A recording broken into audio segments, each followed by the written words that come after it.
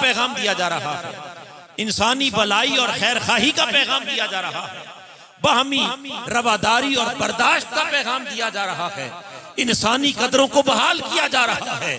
जिस पैगाम में मेरे आका जात पात और ऊंच नीच के सारे फर्क मिटा रहे हैं और एक ऐलान हो रहा है, ला फख्र लि अरबिय्यन अलल अजमी वला लि अहमर अलल अस्वद। मेरे आका काले और गोरे का फर्क मिटाते जा रहे हैं, अमीर और गरीब का फर्क मिटाया जा रहा है, शाह और गदा का फर्क मिटाया जा रहा है। अरे गरीब और अमीर का फर्क मिटाकर एक दुनिया को पैगाम दिया जा रहा है। एक ही सफ में खड़े हो गए महमूद और अय्याज, न कोई बंदा रहा न कोई बंदा नवाज।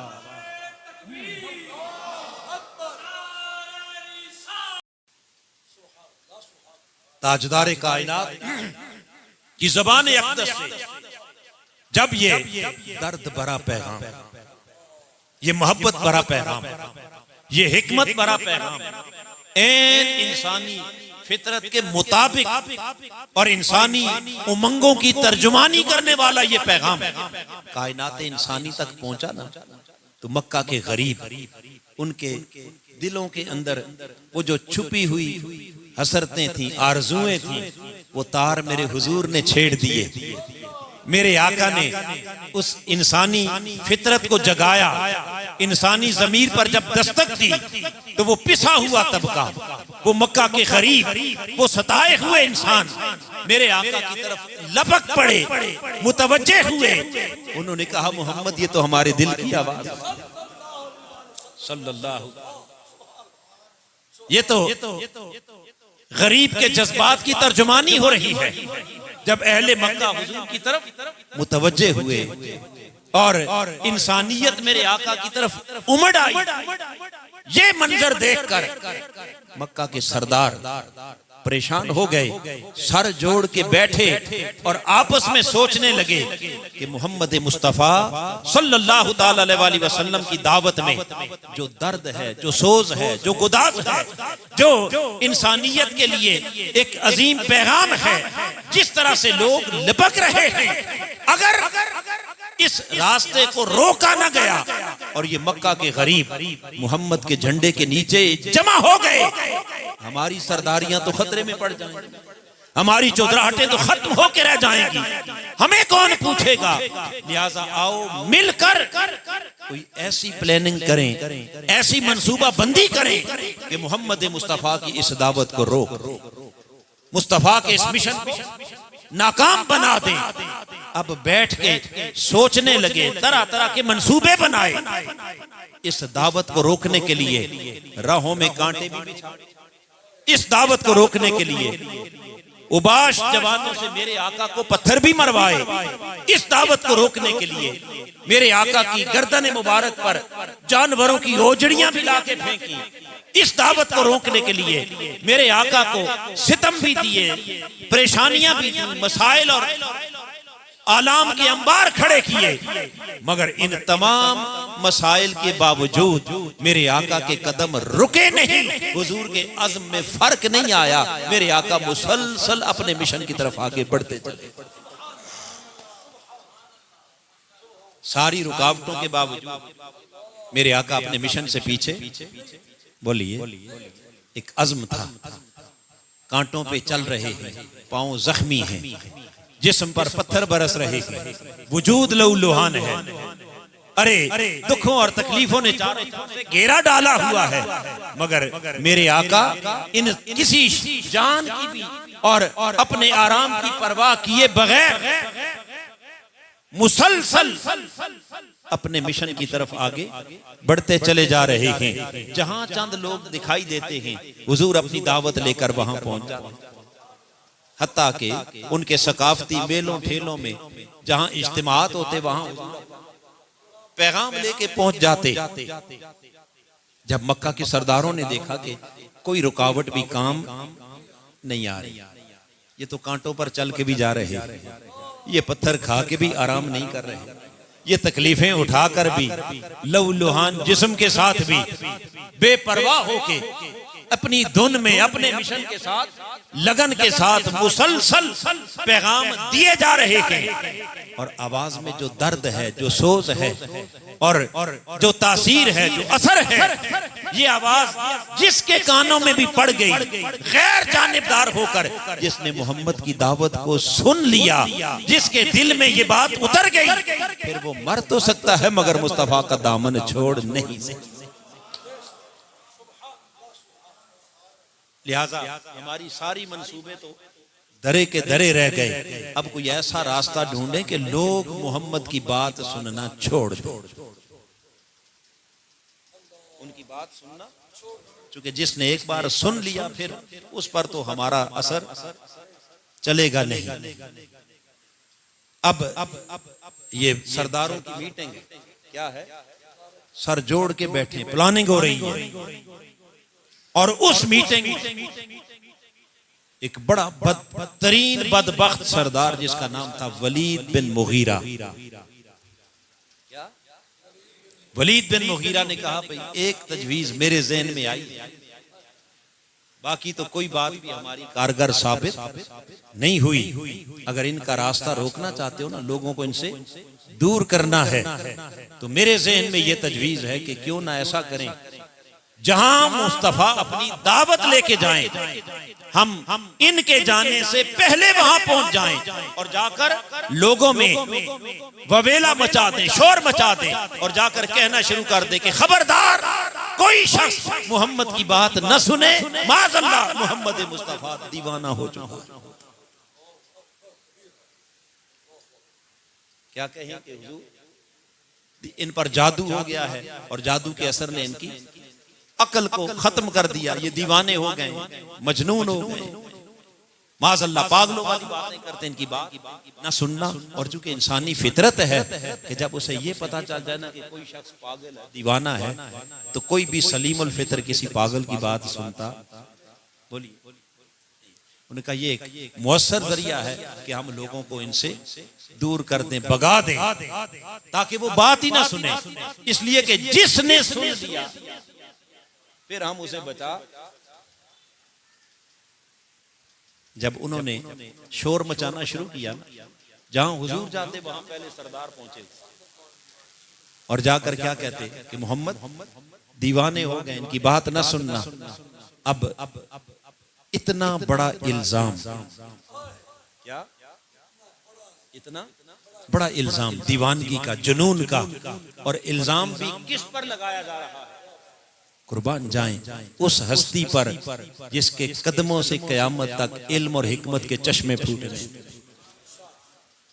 जिसने कायनात को शऊर की खैरात है, जिसने सारी कायनात को अकल, दानाई और हिकमत सिखानी थी, उस रसूल को क्या दीवाना कहा जाने लगा। शोर मच गया मक्का के शहर के अंदर, गैरत खुदाबंदी जोश में आ गई। रब ने कहा हबीब घबरा नहीं, परेशान न हो, ये जो कहते हैं कहने दे, खबरदार तुझे अपनी सफाई में कुछ कहने की जरूरत ही नहीं है, तुझे अपने हक में कोई बयान देने की हाजत ही नहीं है।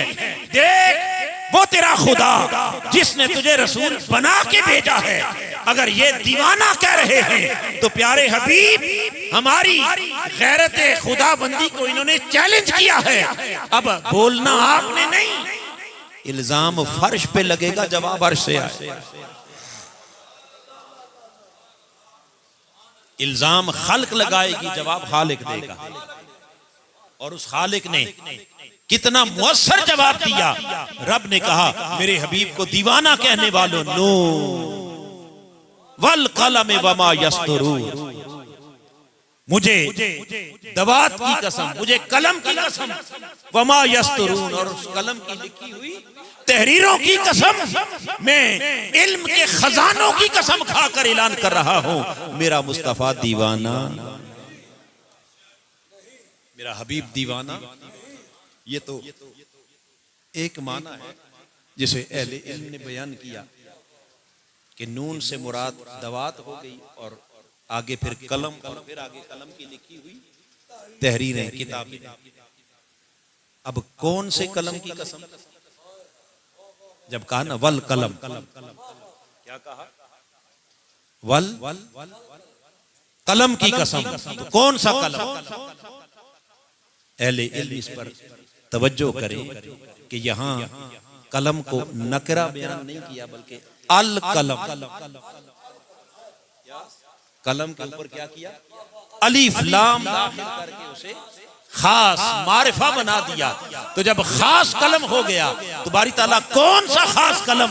रब के हबीब ने फरमाया आओ तुम्हें बताऊं वो खास कलम, अव्वलु मा खलक़ल्लाहु अल कलम, जिस कलम को खुदा ने सबसे पहले खुद पैदा किया, जिस कलम को रब ने खुद सबसे पहले पैदा किया और पैदा करके फरमाया उक्तुब, ए कलम लिख।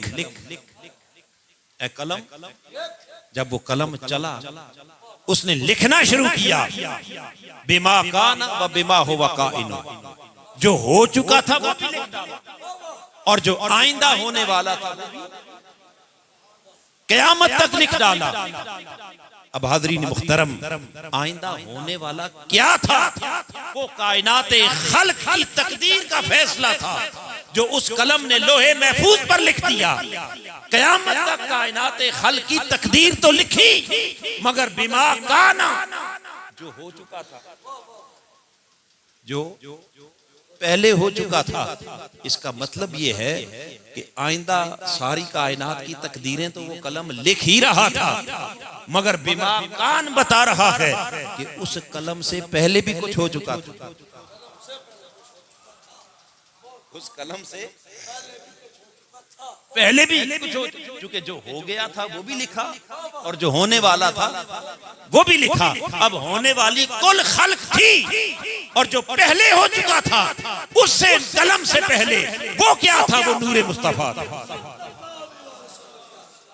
वो क्या था? जिसको इमाम अब्दुल रज़ाक ने अपनी मुसन्नफ के अंदर हजरत जाबिर बिन अब्दुल्लाह से रिवायत बयान किया कि जब उन्होंने पूछा या रसूलल्लाह, अल्लाह ने सबसे पहले किस शय को पैदा किया? तो मेरे आका ने फरमाया रब्बे कायनात ने सबसे पहले आपके नबी के नूर को अपने नूर से पैदा किया और फिर उस नूर से लो भी बना, उसी नूर से कलम बना, उसी नूर से अर्श बना, उसी नूर से कुर्सी बनी। पता ये चला कि सबसे पहले मशीयत के अनवार से नक्शे रूए मोहम्मद बनाया गया, फिर उसी नक्श से लेके कुछ रोशनी बज़्म कोनो मकान को सजाया।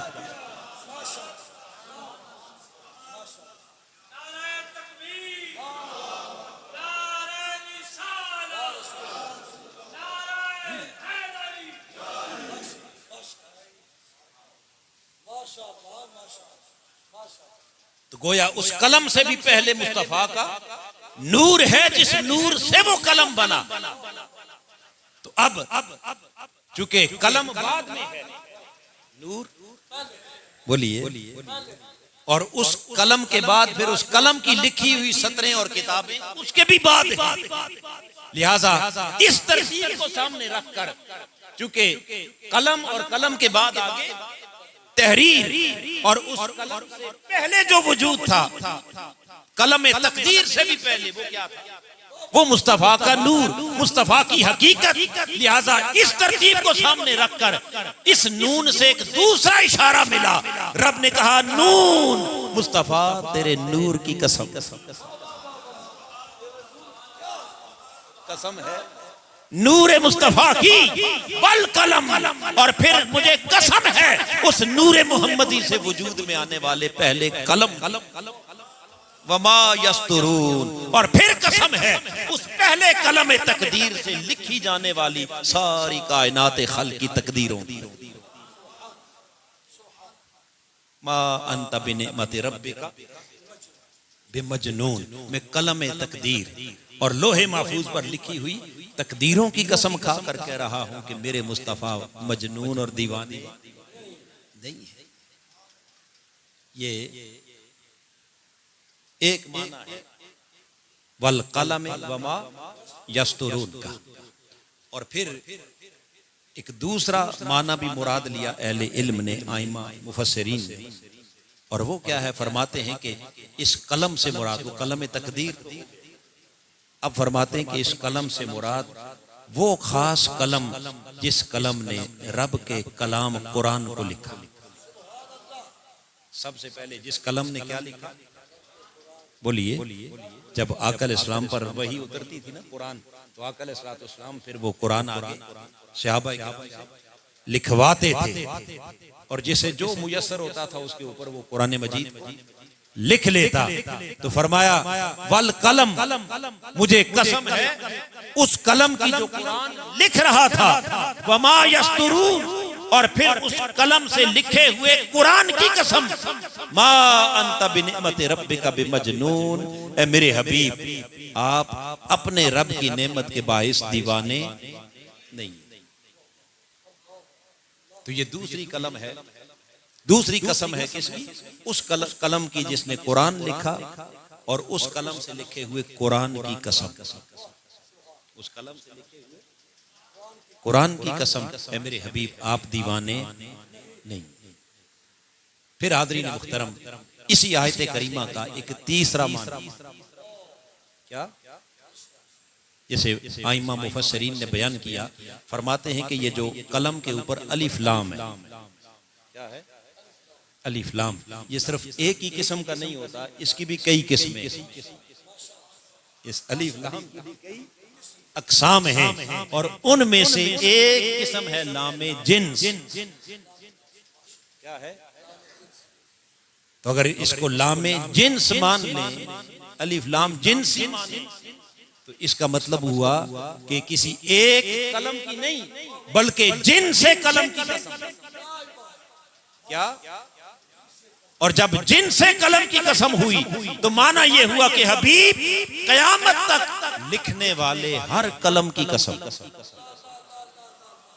कयामत तक लिखने वाले हर कलम की कसम, वमा यस्तुरून, और फिर आगे फरमाया उस कलम से लिखी तहरीरों की कसम। अब जरा अगले लफ्ज पर गौर करना, यस्तुरून, ये सीगा मुजारे है, क्या है, बोलिए, मुजारे का सीगा है, और अरबी ग्रामर की रूह से जब मुजारे का सीगा आता है तो उसमें हाल का माना भी होता है और उसमें मुस्तकबिल का माना भी,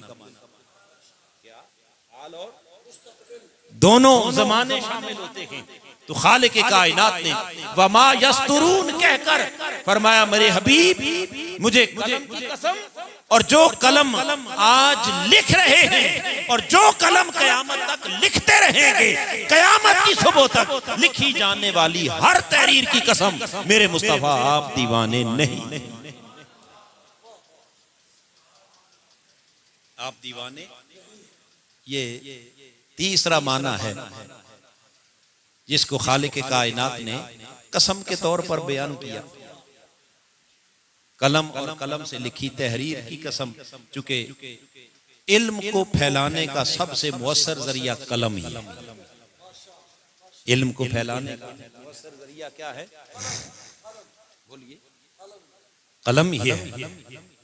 दो जराए हैं, एक जबान और बयान है, जबान और बयान, और दूसरा कलम और तहरीर, कलम और किताब, कलम और किताब। तो एक तकरीर है और दूसरी तहरीर,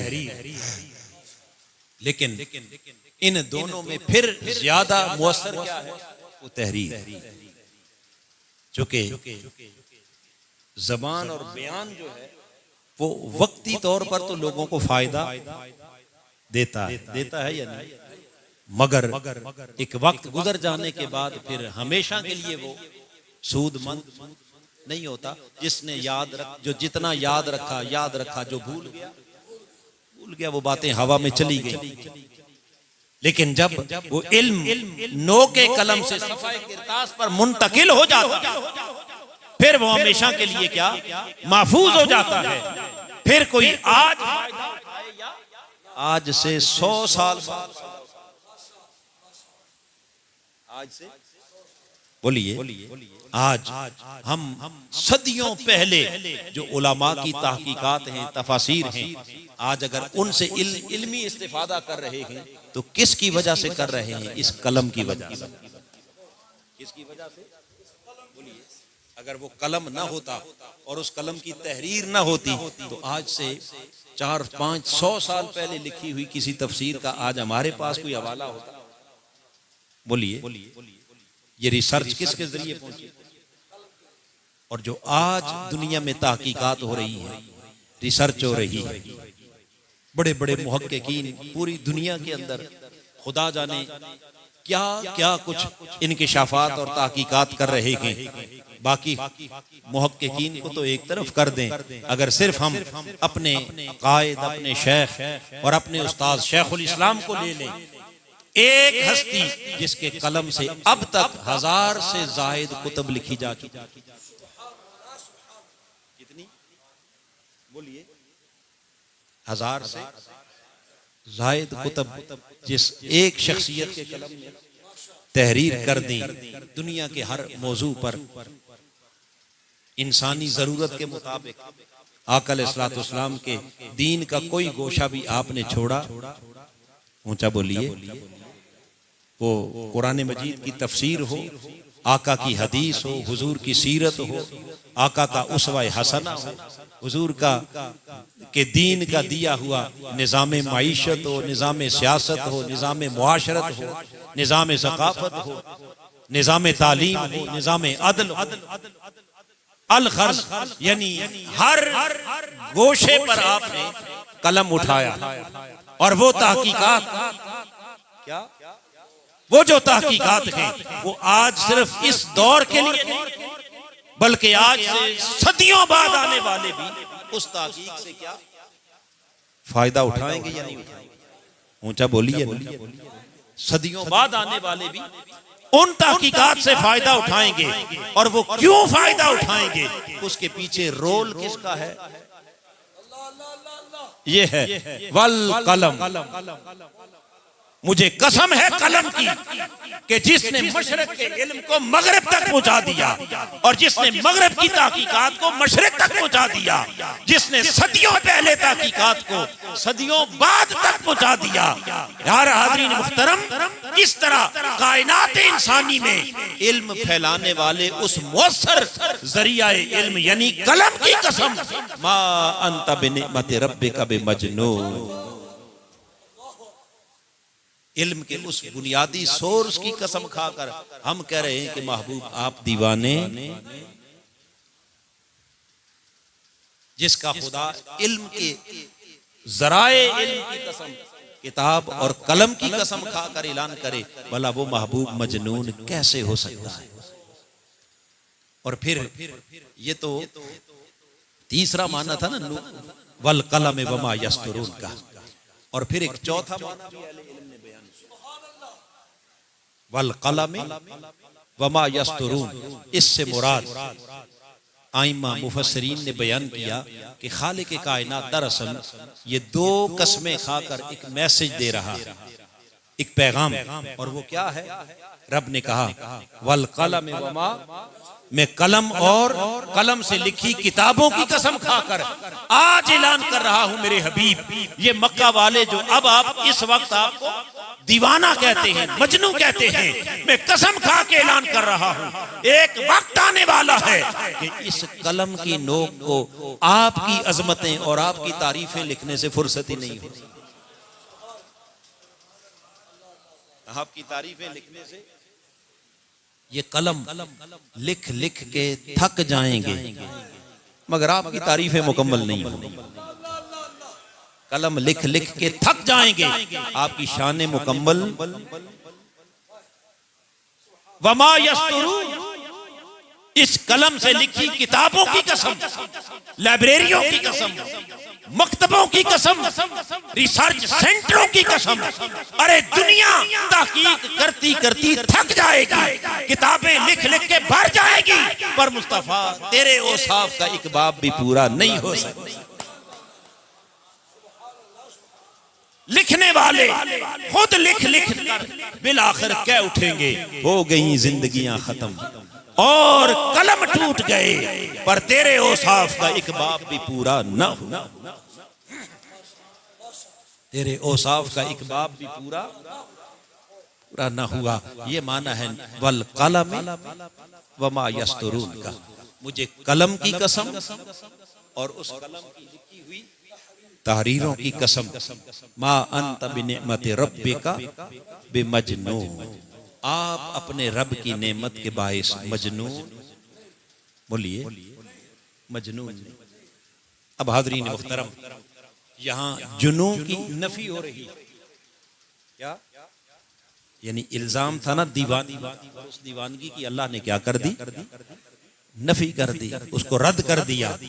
मगर तरदीद करते हुए खाली कसम खाकर सादा लफ्ज में ये नहीं कहा कि आप दीवाने नहीं, बल्कि उस दीवानगी की नफी से पहले बिनिअमति रब्बिक, उसने कहा अपने रब की नेमत की वजह से, अपने रब की, बोलिए। तो यहाँ बिनिअमति रब्बिक का लफ्ज काबिल गौर है। अपने रब की नेमत, कौन सी नेमत? रब की कौन सी नेमत? हाज़रीन मुहतरम, अगर गौर करें तो अल्लाह की कोई एक नेमत नहीं, नेमतें बेशुमार। नेमतें कुरान मजीद में अल्लाह पाक ने फरमाया, इन तुअद्दू नेमतल्लाहि ला तुहसूहा। अगर तुम अल्लाह की नेमतों को गिनना चाहो तो गिन नहीं सकते, शुमार करना चाहो तो शुमार। तो अल्लाह की नेमतें अनगिन, लातेदाद, बेशुमार नेमतें। मगर उन बेशुमार नेमतों में सबसे बड़ी नेमत, सबसे अजीम नेमत जिसका जिक्र कुरान में खालिक कायनात ने किया, फरमाया वज़कुरू नेमतल्लाहि अलैकुम इज़ जअल फीकुम अंबिया। फरमाया लोगों, अपने खुदा की उस अजीम नेमत का जिक्र करो जब उस मौला ने तुम्हारे दरमियान अपने अंबिया को मबूस फरमाया। तो अंबिया का आना ये अल्लाह की सबसे बड़ी नेमत है। हाज़रीन मुहतरम, पता ये चला कि नेमतें बेशुमार, मगर बेशुमार नेमतों में सबसे अजीम नेमत, उस नेमत का नाम नेमत नबुव्वत है। क्या है नेमत? चूंकि नबुव्वत से बड़ी नेमत और कोई नहीं। अब खालिक कायनात ने फरमाया, जब नबुव्वत सबसे बड़ी नेमत है तो बिनिअमति रब्बिक, ए हबीब, आप पर आपके रब की नेमतें, और रब की नेमतों में सबसे बड़ी नेमत नबुव्वत है। रब ने कहा, हबीब आपको महज नबुव्वत नहीं दी, नबुव्वत तो 1.25 लाख नबियों को दी। नबुव्वत तो आदम से ईसा तक हर नबी को दी। आपको फकत नबुव्वत नहीं, बल्कि नबुव्वत में भी वो कमाल अता किया कि 1.25 लाख नबियों की नेमत नबुव्वत एक तरफ, मुस्तफा तेरी तन्हा नेमत नबुव्वत एक। ये सारी नबुव्वतें मिलकर भी तेरी एक नबुव्वत के बराबर नहीं हो सकती। ये वजह है कि खालिक कायनात ने 1.25 लाख को नबुव्वत की नेमत से नवाजा, मगर जब अपने हबीब को की नेमत नबुव्वत को नुक्ता कमाल तक पहुंचाया तो 1.25 लाख को लाकर मस्जिद अक्सा में महबूब के पीछे खड़ा कर दिया, और मुस्तफा को खाली नबी नहीं बल्कि इमामुल अंबिया बना। क्या बना दिया? इमामुल अंबिया। तो फरमाया, हबीब जहां सारे नबियों की नेमत नबुव्वत की इंतहा होती है, वहां से तेरी नेमत नबुव्वत की इब्तिदा होती है। वहां से आपकी नेमत नबुव्वत की, तो जिसके दामन में इतनी बड़ी नेमत नबुव्वत हो, बेनेमत रब्बिक का माना क्या हुआ कि जिसकी झोली में खुदा ने इस कदर इतनी बड़ी नेमत नबुव्वत, जो 1.25 लाख नबियों की नबुव्वतों पर भी भारी हो। अरे मक्का वालों, जरा सोच के बताना, इतनी बड़ी नेमत का हामिल वो दीवाना हो सकता है? वो दीवाना कैसे हो सकता है? क्या हिकमत भरा अंदाज है इस इल्जाम को रद्द करने का। एक नेमत तो अल्लाह की क्या है? नबुव्वत है। और फिर नबूवत से आगे चले, कुरान मजीद का मुताला करें तो नबूवत के बाद फिर अल्लाह की एक अजीम नेमत इल्म भी है। क्या है? इल्म भी अल्लाह की अजीम तरीन नेमत। और फिर इल्म में खास तौर पर जो इल्मुल वही, क्या वही के जरिए जो अल्लाह पाक डायरेक्ट अपने नबी को इल्म देता है, उस इल्म से बड़ी नेमत तो और कोई नहीं है। लिहाजा खालिक कायनात ने कुरान मजीद के अंदर अपने हबीब के उस इल्म का जिक्र करते हुए रब ने कहा, प्यारे हबीब, आपके रब ने आप पर किताब भी नाज़िल की और हिकमत भी नाजिल की, और वो किताब और हिकमत नाजिल करके वअल्लमका मा लम तकुन तअलम, आपको वो सब कुछ सिखा दिया जो आप पहले से नहीं जानते थे। वकान फदलुल्लाहि अलैका अजीमा, और यही आपके खुदा का आप पर सबसे बड़ा फजल है। यही आपके रब का सबसे, तो आपको ऐसा, बोलिए, रब की तरफ से ऐसा इल्म, जिस इल्म को अल्लाह अपना सबसे बड़ा फजल कह रहा है। रब ने कहा, प्यारे, इतनी बड़ी नेमत से जिसे हमने नवाजा हो, जिसके पास वो इल्म की खैरात हो, जिस इल्म को हम अपना सबसे बड़ा फजल कह रहे हैं, इतनी बड़ी नेमत का हामिल महबूब, भला खुद सोचना क्या वो दीवाना हो सकता है? वो दीवाना, बोलिए, दीवाना वो नहीं, दीवाने तुम हो जो महबूब की शान को समझ ही नहीं सके, जो महबूब के मुकाम को पहचान ही नहीं सके। और फिर ये तो इल्म की नेमत है। अब कुरान मजीद एक और नेमत का जिक्र करता है। खालिक कायनात ने जब कुरान मजीद और दीन मुकम्मल हुआ, नुज़ूल कुरान मुकम्मल हुआ, तो ऐलान किया, अल यौमा अकमलतु लकुम दीनकुम, आज तुम्हारा दीन तुम्हारे लिए क्या हो गया? मुकम्मल हो। बोलिए, दीन क्या हो गया? तो जब दीन के मुकम्मल होने का ऐलान किया तो रब ने कहा, ये दीन का मुकम्मल होना क्या है? व अतममतु अलैकुम निअमती, आज दीन मुकम्मल करके मैंने अपनी नेमत भी मुकम्मल कर दी। नेमत भी क्या कर दी? नेमत भी मुकम्मल। तो पता चला तकमील दीन जो अल्लाह की सबसे बड़ी नेमत है, वो तकमील दीन किसके हाथों हुई? तकमील दीन, बोलिए, किसके हाथों हुई? जब से कायनात खल्क बनी, जब से अंबिया का सिलसिला शुरू हुआ, रब का दीन उतरता रहा। रब का हर नबी जो दुनिया में आया, किसका दीन लेके आया? ऊंचा बोलिए, अल्लाह का दीन। किसका दीन लेके आया? तो हर नबी दीन लेके आता रहा, एक के बाद दूसरा, दूसरे के बाद तीसरा, 1.25 लाख अंबिया दीन ले लेके उतरते रहे और एक तसलसल चलता रहा। मगर जब आमद मुस्तफा हुई और मेरे आका के कल्बे मुबारक पर उतरने वाला कुरान मुकम्मल हुआ, रब ने कहा, अल यौम, ए कायनात वालों, आज का दिन तारीखी दिन, इसे याद रखना, इसे कभी ना भूलना। क्यों? अकमलतु लकुम दीनकुम, चूंकि आज तक अंबिया दीन ले लेके उतरते रहे, दीन का तसलसल रहा, आज मेरा मुस्तफा तुम्हारे दरमियान खड़ा है और इस हस्ती के हाथों आज हमने दीन को ऐसा मुकम्मल कर दिया कि अब कयामत तक मेरे मोहम्मद के बाद ना कोई नबी आएगा, ना कोई दीन आएगा, ना कोई नबी आएगा, ना कोई दीन। आज मुकम्मल हो चुका। और जब दीन मुकम्मल हुआ तो क्या हुआ? अतममतु अलैकुम निअमती, मेरी नेमतें भी क्या हो गई? मुकम्मल, कंप्लीट हो गई। तो तकमीले दीन भी अल्लाह की। तो जिस महबूब के हाथों दीन मुकम्मल हुआ, सदियों से चलता चला आया दीन, वो पाया तकमील को पहुंचा और फिर अल्लाह की इतनी बड़ी नेमत मुकम्मल हुई। जरा खुद सोचना कि इतनी बड़ी नेमत का हामिल कभी दीवाना? फिर बोलिए, दीवाना। तो रब ने 3 कसमें खाई, क्या? और 3 कसमें खाकर आगे अपनी 3 बड़ी बड़ी नेमतों का जिक्र करके बता दिया कि मुझे नून पहली कसम, कलम दूसरी कसम, और वमा यस्तुरून तीसरी कसम, जिस महबूब के दामन में हमने इतनी बड़ी बड़ी नेमतें रखी हों, वो यकीनन दीवाने नहीं। अब यहां मा अंत बिनिअमति रब्बिका बिमजनून, अब उस मजनून से पहले अल्लाह की नेमतों का जिक्र आ गया, और फिर उन नेमतों के बाद अगला लफ्ज फिर काबिल गौर है। किसकी नेमत? बिनिअमति रब्बिक। किसकी नेमत? रब की। किसकी नेमत? बोलिए, रब की। तो जब रब की नेमत आ गई, अब सवाल यह है कि कौन सा रब?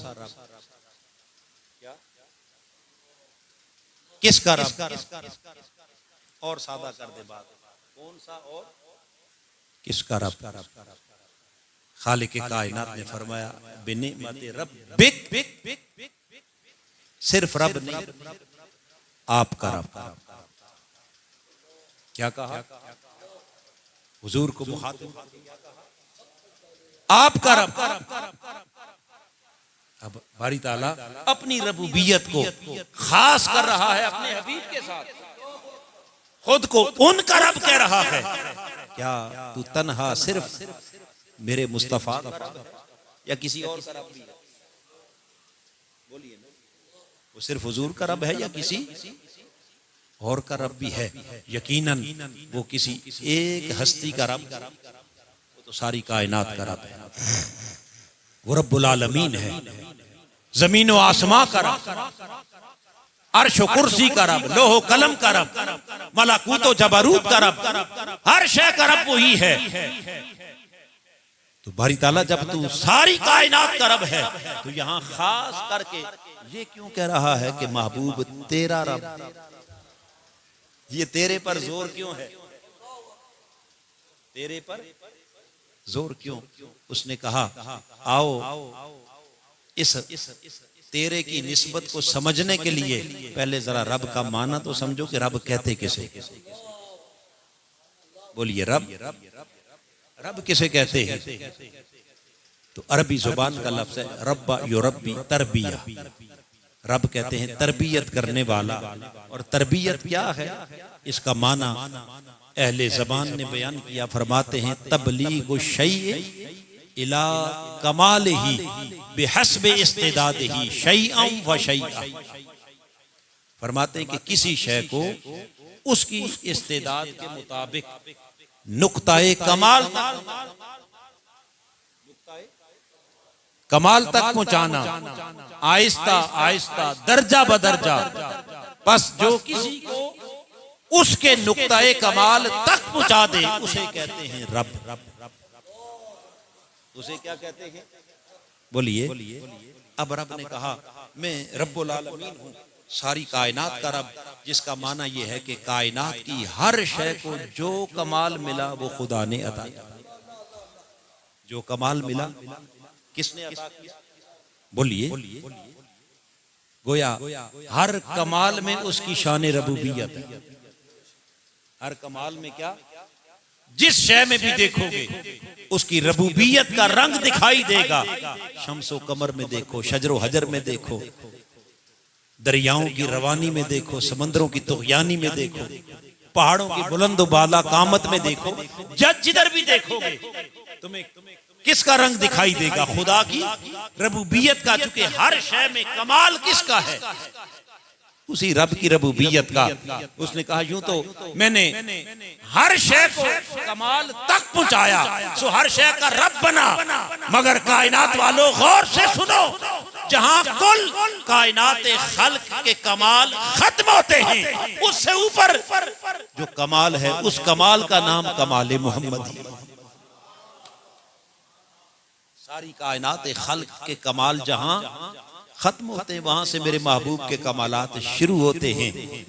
तो लिहाजा मैं रब तो सबका हूं और सबको कमाल मैंने ही अता किए हैं। मगर मेरी रबूबियत का अगर शाहकार एक कामिल देखना चाहो तो आओ तन्हा मेरे मुस्तफा को देख लो, मेरे हबीब के सरापे को देखो, मुस्तफा के हुस्नो जमाल को देखो, हुजूर के जाहो जलाल को देखो, मेरे आका की सूरत देखो, सीरत देखो। जिधर देखते चले जाओगे तुम्हें खुदा की रबूबियत का सबसे कामिल शाहकार दिखाएगा। ये ऐसा कमाल है कि जो कमाल ही कमाल है, जहां जवाल का कोई गुजर नहीं है। क्योंकि हर कमाल के साथ जवाल भी है, हर कमाल के साथ, हर फूल के साथ, ऊंचा बोलिए, हर फूल के साथ कांटा भी होता है। मगर ये अजब कमाल है, कमाल मोहम्मदी, जो उस रब ने इस नुक्ते पर अपने हबीब को पहुंचाया कि जहां कमाल की वो इंतहा कर दी जिसे देखकर आला हजरत भी बोल उठे, वो कमाल हुस्ने हुजूर है कि गुमाने नक्श जहां नहीं, यही फूल खार से दूर है, यही शम्मा है कि धुआं। ऐसा बेमिसाल कमाल कायनात में कोई और नहीं मिलेगा। इसलिए फरमाया रब तो सबका हूं, मगर जब आपको नेमत रब्बिक, आपका रब कहता हूं, तो बस आपका रब कहने के बाद मेरी रबूबियत को अपनी तारीफ के लिए किसी और दलील की जरूरत रहती ही नहीं। मेरी रबूबियत की सबसे बड़ी दलील मेरे मुस्तफा है। तो ये माना है कि जिसके रब ने उसे कमाल तक पहुंचाया और इतनी नेमतों से नवाजा हो, वो यकीनन वो महबूब दीवाना नहीं हो सकता। और फिर हाज़रीन मुहतरम, ये तो था बेनेमत रब्बे का बेमजनून। अब इसी लफ्ज़ मजनून का एक माना और भी है, जिसे अल्लामा इस्माइल हक्की ने बयान। आप फरमाते हैं कि मजनून का लफ्ज़ ये जुनू से भी निकला है। किससे? जुनू। जुनू कहते हैं दीवानी को, पागलपन। तो मजनून का लफ्ज़ जुनू से भी निकला है। और वो फरमाते हैं कि ये मजनून का लफ्ज़ जिन से भी निकला, यानी इसका मादा जुनू भी है और इसका मादा जिन भी है। तो अगर जुनू से हो तो माना दीवानगी और पागलपन है, और अगर ये इसका मादा जुनू नहीं बल्कि क्या जिन हो, बोलिए जिन, तो आप फरमाते हैं जिन का लुग़वी माना है पर्दा। जिन किसे कहते हैं? ऊंचा बोलिए, पर्दे को। और यही वजह है, यही ताकीक बयान करके आगे अल्लामा इस्माइल हक्की कहते हैं कि जिन्नात को जिन्नात कहते ही इसलिए हैं क्योंकि वो इंसानी आंखों से पर्दे में होते हैं। कहाँ होते हैं? वो किसी को नजर, बोलिए ना, आते हैं। जिन्नात हैं मगर नजर नहीं आते। तो वो जिन्नात हैं ही इसलिए कि वो पर्दे में रहते हैं, उन्हें कोई देख नहीं सकता।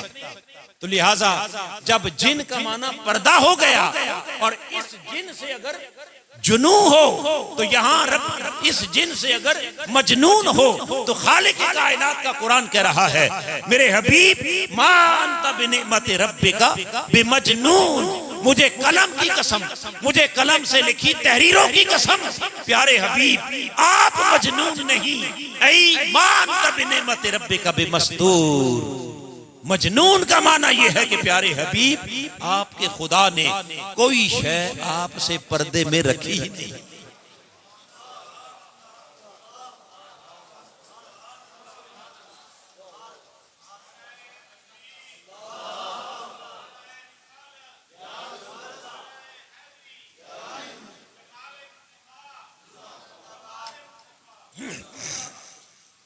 मा अंत बिनिमत रब्बिका बिमजनून ऐ बिमस्तूर, खुदा ने कोई शय आपसे मस्तूर पर्दे में नहीं रखी।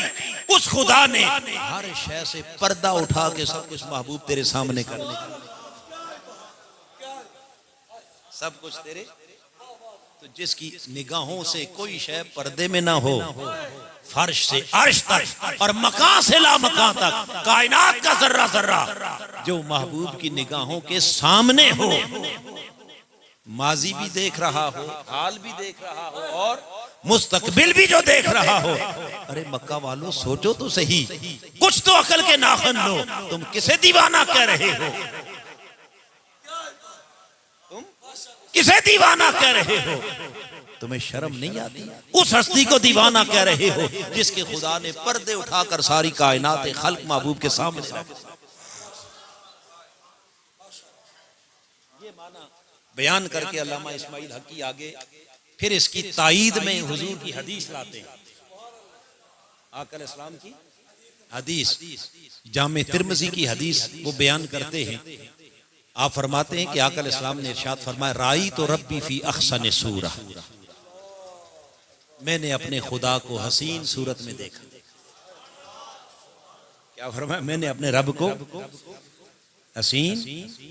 असल हदीस का मजमून आगे है जिसको अल्लामा इस्माइल हक़ी अपनी ताईद में लाए, मगर हदीस शुरू चुके यहां से होती है, तो ये पहला लफ्ज क्या उस तारीफ के लिए एक पहला लफ्ज ही काफी है कि मैंने अपने खुदा को हसीन सूरत में जब देख लिया, तो जिससे खुदा ना छुपा, बाकी क्या छुपाना था।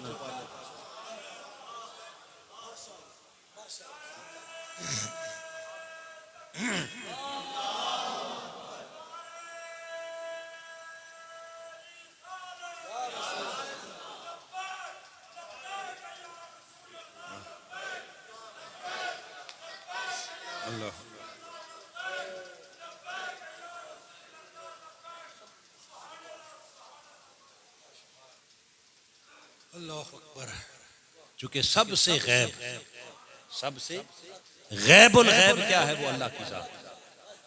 बाकी कोई शायद जितनी भी गैब है, कहीं ना कहीं अल्लाह ने कोई ना कोई पर्दा उठाया, कोई किसी वली के लिए उठा दिया, किसी नबी के लिए उठा दिया, किसी रसूल के लिए उठा दिया, मगर खुदा वो गैब है कि जिसके दरवाजे पर तूर पे जाके 40 दिन मूसा भी मिन्नत करते रहे, रब्बे आरेनी अंजुर इलैहि, थोड़ा सा पर्दा उठा दे, एक झलक ही दिखा दे। उसने कहा लन तरानी।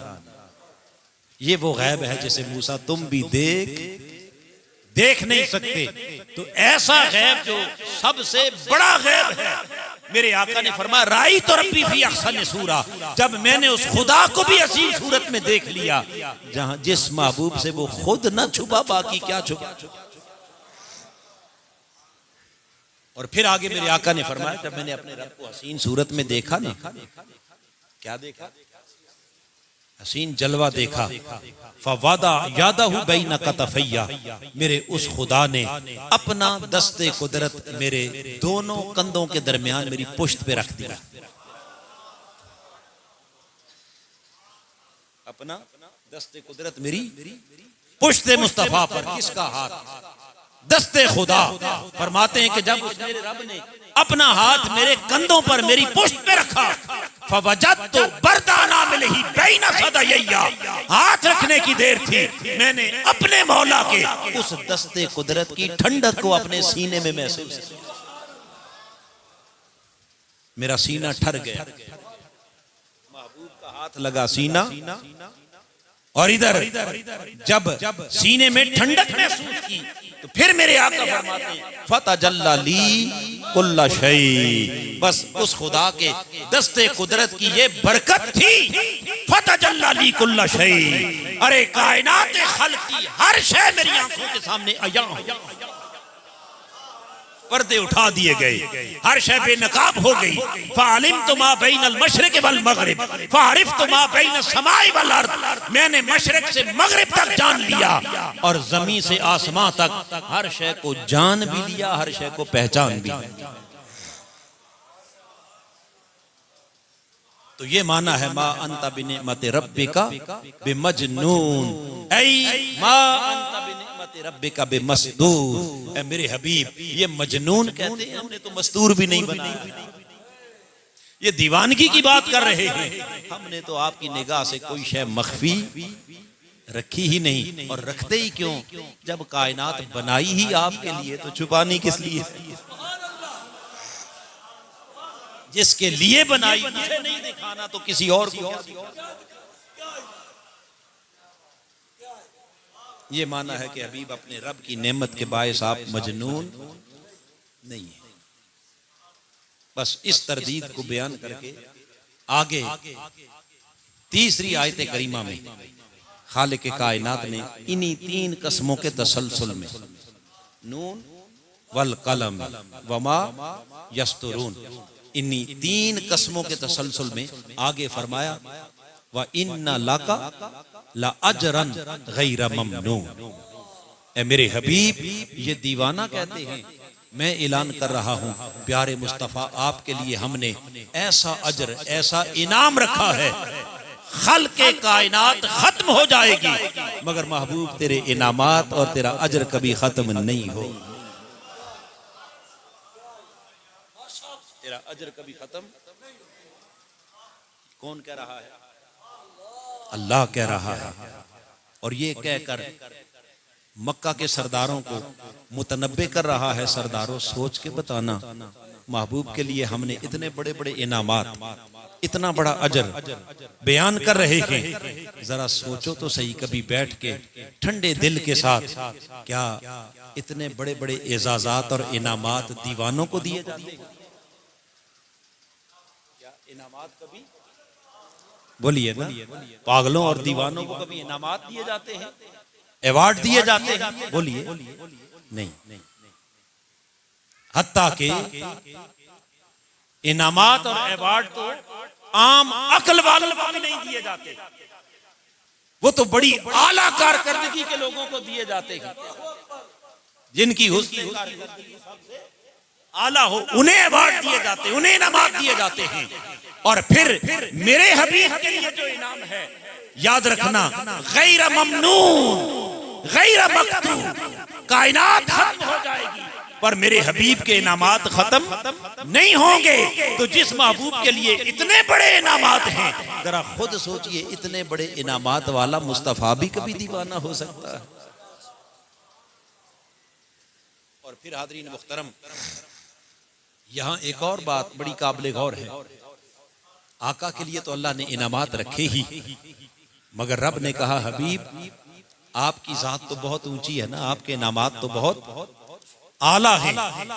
ए प्यारे मुस्तफ़ा, सूरह फुस्सिलात के अंदर अल्लाह पाक ने फरमाया मेरे हबीब जो आपके कदमों से जुड़ जाएंगे और जो आपकी गुलामी का पटा गले में डाल लेंगे, हम उन आशिकों और गुलामों को भी ऐसा अजर देंगे जो कभी खत्म नहीं होगा। ऐसा अजर देंगे जो कभी खत्म नहीं होगा। रब्बे कायनात ने फरमाया इन्नल्लज़ीना आमनू व अमिलुस्सालिहाति फलहुम अजरुन गैरु ममनून। बेशक वो लोग जो आप पर ईमान लाए और ईमान लाकर आमिलुस्सालिहात अमाल करते रहे, ऐसे खुश नसीबों के लिए क्या है? फलहुम अजरुन गैरु ममनून, ऐसा अजर है जो कभी खत्म नहीं हो। किन के लिए? बोलिए किन के लिए? हुजूर के गुलामों के लिए। अब यहाँ रब ने दो बातें की, एक ईमान और दूसरा अमल सालेह। ध्यान करना, ईमान और अमल। बारी ताला ईमान क्या है और अमल सालेह क्या है? आइए अगर ईमान की हकीकत को समझना चाहें, दो लफ्जों में सही बुखारी मुस्लिम से आसिता कुल आका की अहादीस का अगर निचोड़ अर्ज करूं तो ईमान नाम है मेरे मुस्तफा के इश्क में फना हो जाओ, इश्क रसूल में फना हो जाओ। ये क्या है? ये कमाल ईमान है। मैंने कहा ये अहादीस का निचोड़ दे रहा हूं, मुख्तलिफ रिवायात और मुख्तलिफ अल्फाज उनका खुलासा बता रहा हूं। मेरे आका का फरमान, जान से बढ़कर, माल से बढ़कर, औलाद से बढ़कर, जायदाद से बढ़कर, कायनात की हर शय से बढ़कर मुस्तफा की मोहब्बत, इसका नाम क्या है? ईमान है। इसका नाम क्या है? बोलिए। ईमान। ईमान आका का इश्क है। अब जब इश्क मिला तो ईमान हो गया। अब ईमान के बाद अगला क्या है? वह आमिलुस्सालिहात, नेक अमाल। अब पूछते हो भाई नेक अमाल क्या शय है? नेक अमाल क्या है? कोई शख्स अमल कर रहा है, कोई शख्स क्या कर रहा है? अमल कर रहा है। ये अमल नेक है या बद है? इसके नेक और बद होने का क्राइटेरिया क्या है? नेकी और बदी का मेयार क्या है? अमाले सालिहा की कसवट्टी क्या है? रब्बे कायनात ने फरमाया अमाले सालिहा की कसवट्टी फकत एक है और वो है इताअत मुस्तफा, इत्तिबाए मुस्तफा, गुलामी मुस्तफा। तो जब हुजूर की इताअत अमाले सालिहा की कसवट्टी बन गई तो अब इताअत क्या है? महबूब के पीछे पीछे हाथ बांधे गुलामाना मुस्तफा के पीछे पीछे चलते रहना और आका के पीछे पीछे चलकर सफर हयात में मुस्तफा के कदमों के निशानों को ढूंढते रहना। उनके कदमों के निशानात, उनके नकूशे पा को तलाश करते करते जिंदगी बिता देना, इसका नाम है आमाले सालिहा। ये क्या है? यानी उनके पीछे पीछे चलना और उनके कदमों के निशान ढूंढते चल रहना। जहां मिल गया तेरा नक्शे पा, क्या जहां मिल गया तेरा नक्शे पा वहीं हमने काबा बना लिया। मेरी जिंदगी भी अजीब है, मेरी बंदगी भी अजीब है। जहां मिल गया तेरा नक्शे पा वहीं हमने काबा बना लिया। और या रसूल अल्लाह मुझे क्या खबर थी रुकूह की, मुझे होश कब थी सुजूद की, तेरे नक्शे पा की तलाश थी कि मैं झुक रहा था नमाज।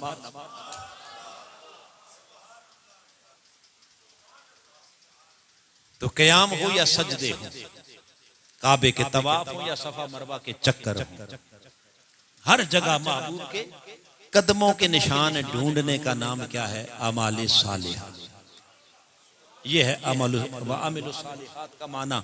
तो फरमाया हबीब जो इश्क में भी फना हो गए और जिनकी जिंदगी तेरे कदमों के निशान ढूंढते ढूंढते गुजर गई, अमाल सालिहा का पैकर हो गए, बस जिनके गले में तेरी गुलामी का पटा आ गया, उन आशिकों और गुलामों के लिए हमने एक ऐसा अजर रखा है गैर ममनून, जो कभी खत्म नहीं होगा। अरे हबीब जब तेरे गुलामों का ये अजर है तो मुस्तफा तेरे अपने अजर का आलम क्या? तेरे अपने अजर का आलम, ये शान है उनके गुलामों की, ये शान है उनके गुलामों की। सरदार का आलम क्या होगा? और हाज़रीन मुहतरम, यहां फिर जरा एक जुमले पर गौर करना, इन्ना ला अजरन गैर ममनून, आपके लिए ऐसा अजर रखा जो कभी खत्म, फिर बोलिए कभी खत्म नहीं होगा। मेरा छोटा सा सवाल है, कभी सोच लेना इस पर कि जिस मुस्तफ़ा पर होने वाले इनामात खत्म नहीं होंगे, उस मुस्तफ़ा की जात कैसे खत्म हो?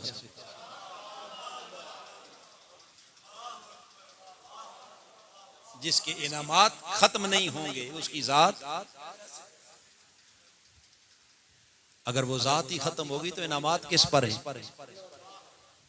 इनामात किस पर हैं? उसी पर हैं। पता चला कि वो जात भी बाकी है और उनके इनामात भी, बोलिए, बाकी हैं, और जो उनके कदमों से लग गए वो भी बाकी, वो भी बाकी है। तो हाज़रीन मुहतरम, ये पहली तीन आयात, कितनी? 3 आयात। पहली आयत करीमा में 3 कस्में हैं, दूसरी आयत में महबूब के इल्जामात की तरदीद है, और तीसरी आयत करीमा में अपने मुस्तफ़ा पर होने वाले अजर और इनामात की बारिश है। इनामात मुस्तफ़वी का बयान है, ऐलान है, और फिर इस इनामात मुस्तफ़वी को बयान करके चौथी आयत करीमा में आगे खालिक कायनात ने फरमाया व इन्नका लअला खुलुकिन अज़ीम। उन्हीं पिछली 3 कस्मों का क्या है? तसलसल। 3 कस्मों का क्या है? उसी तसलसल में आगे फरमाया महबूब मुझे नून की कसम, कलम की कसम और कलम से लिखी किताबों की कसम, व इन्नका लअला खुलुकिन अज़ीम, बेशक आप खुलुक अज़ीम पर फाइज हैं, पर फाइज हैं। हाज़रीन मुहतरम, वो खुलुक अज़ीम क्या है? खुलुक अज़ीम क्या है जिसे खुदा खुद अजीम कह रहा है, जिसे रब अजीम कह रहा है? पहला सवाल वो खुलुक अजीम क्या है, और फिर वो खुलुक अजीम सिर्फ हुजूर को दिया नहीं जा रहा, बल्कि व इन्नका लअला खुलुकिन अजीम, आप उस खुलुक अजीम पर फाइज हैं।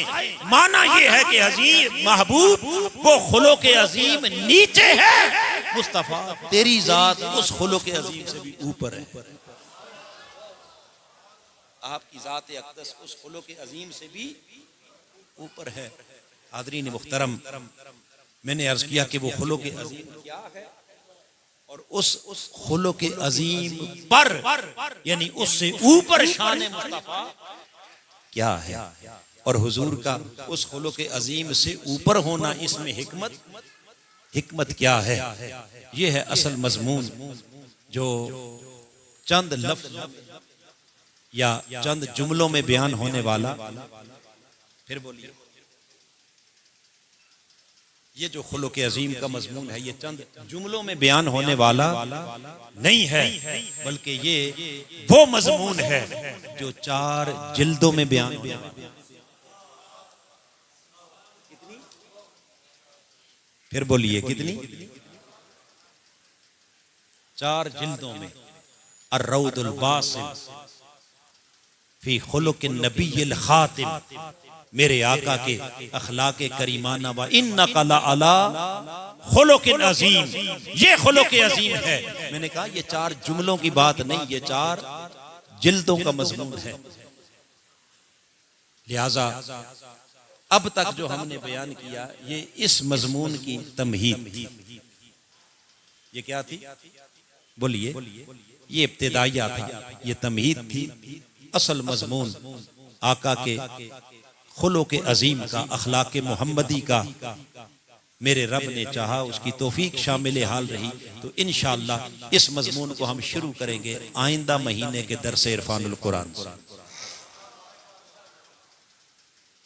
कि खुलुक अजीम क्या है और उस खुलुक अजीम का फैज कायनात इंसानी को कैसे मिला और कैसे मिलेगा, कैसे मिला और कैसे मिलेगा। ये मजमून इसलिए इम्पोर्टेंट है कि आज अगर हम, मेरी बात खत्म हो गई, आज अगर हम अपने हालात का जायजा अपने गिरदो नवाह में देखें, आज के इंसान ने हर मैदान में तरक्की की। ऊंचा बोलिए। हर मैदान में क्या? इल्म के मैदान में भी तरक्की हुई, तहकीक के मैदान में भी क्या, साइंस टेक्नोलॉजी की तरक्की हुई, इदारे बने, स्कूल बने, कॉलेजेस की बरमार हो गई, यूनिवर्सिटियां बन गई, रिसर्च सेंटर बन गए। लोगों को जो आज से 50-100 साल पहले सहूलतें मुयस्सर ना थी, वो सहूलतें भी, बोलिए, वो सहूलियात मिल गई हैं, सारा कुछ हुआ। मगर आज का इंसान जहां हर मैदान में तरक्की करता गया, वहां सिर्फ एक मैदान है और वो अखलाकी मैदान है, जिस मैदान में हम तनज़्ज़ुली का शिकार हो। हर जगह आगे बढ़े मगर अखलाकी मैदान गिरते चले गए। अखलाकियात रुखसत हो गई मुआशरे से, ऐसा है या नहीं? ऊंचा बोलिए जी। अगर माँ बाप अपनी औलाद के रवैये को देखें और बहन भाई एक दूसरे के रवैयों को अगर देखें तो वहां जो एक दूसरे की कदर थी, इज्जत थी, एहतराम का रिश्ता था, रवादारी थी, वजादारी थी, ये तमाम चीजें आहिस्ता आहिस्ता मुआशरे से रुखसत हो गई या नहीं? बोलिए। बात करने की तमीज ही खत्म हो गई, छोटे बड़े का फर्क खत्म हो गया, एक दूसरे का लिहाज खत्म हो गया और नफ्सा नफ्सी के आलम में हर शख्स अपनी आना की तस्कीन चाहता है, अपनी ख्वाहिशात के पीछे, अपने एहसासात और अपने जज्बात के पीछे लगकर किसी को किसी के एहसासात और जज्बात की कोई कदर नहीं रही। तो लिहाजा अखलाकी तौर पर यह तबाह हाल इंसान तबाही की उस इंतहा को पहुंच गया कि जहां इंसान इंसान होकर हैवान से बदतर हो। इंसान इंसान होकर क्या हैवान से भी। और ये अखलाकी सवाल सिर्फ एक किसी महदूद मुआशरे में नहीं, ये बात काबिल गौर है, ये किसी महदूद मुआशरे में सिर्फ ये आफसाबाद की या सिर्फ पंजाब की या पाकिस्तान की बात नहीं, ऑल ओवर द वर्ल्ड जिधर भी आप देखें। मैंने कहा इंसान हैवान से भी बदतर हो गया, इनफिरादी सतह पर भी अखलाकियात से गिर गया, कौमी सतह पर भी और बैनुल अक़वामी सतह पर भी। अगर कौमी सतह पर देखें तो हाज़रीन मुहतरम, कौम के जो नुमाइंदे जिन्होंने अपनी कौम की मुहाफिजत करनी थी, वो अपनी ही कौम का खून चूस रहे हैं, मगर उनका ज़मीर उन्हें मुलामत करता है। गरीब का खून चूस कर चेहरे पर लाली लाने वाले, उनका ज़मीर उन्हें, उनके अंदर शर्म और उनके माथे पर हया का पसीना, ये क्या, ये अखलाकी गिरावट नहीं क्या है?